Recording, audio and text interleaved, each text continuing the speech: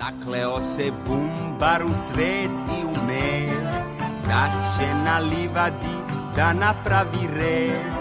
Neće tu da vršlja od sad bilo ko, ni zeka, ni jaga, ni koza, ni vo. U cilju najave predstojeće humanitarne izložbe dečijih radova Fondacije Savremena deca održana je preskonferencija u jednom restoranu u Beogradu. Izložba pod nazivom Ura biće otvorena 25. septembra u muzeju 25. maj i trajaće sve do 6. oktobra gde će biti izloženo više od 120 slika. Izložba će biti otvaranje 25.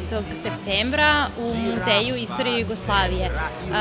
Ura je zato što smo dobili muzej, tako da je to jedan veliki uspeh i za decu i za Fondaciju Savremena deca, pa se svi radujemo.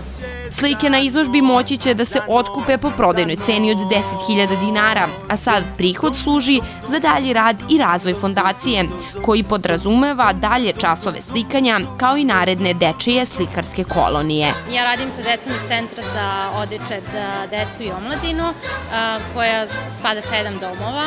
Trenutno radimo sa 3-4 doma i deca su uzrasta od 2 do 18 godina, tako da apsolutno sve što uđe na račun fondacije ide njima, ide za njihovo motivisanje na rad, na slikanje, za kupovinu slikarskog materijala i tokom raspusta ih vodimo na slikarske kolonije.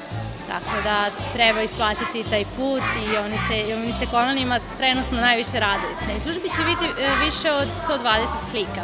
Prodajemo slike, svaka slika je 10.000 dinara i tom prodajom slika se nadamo da fondacija i dalje funkcioniše ili pozove neke nove sponzore da nam pomognu u radu. Fondacija Savremena deca postoji već 5 godina sa idejom da organizuje radionice i likovne kolonije za decu bez roditeljskog staranja. Trenutno se u okviru fondacije radi sa decom iz čak 4 doma, a novi cilj je otvaranje galerije dečijih slika u Beogradu.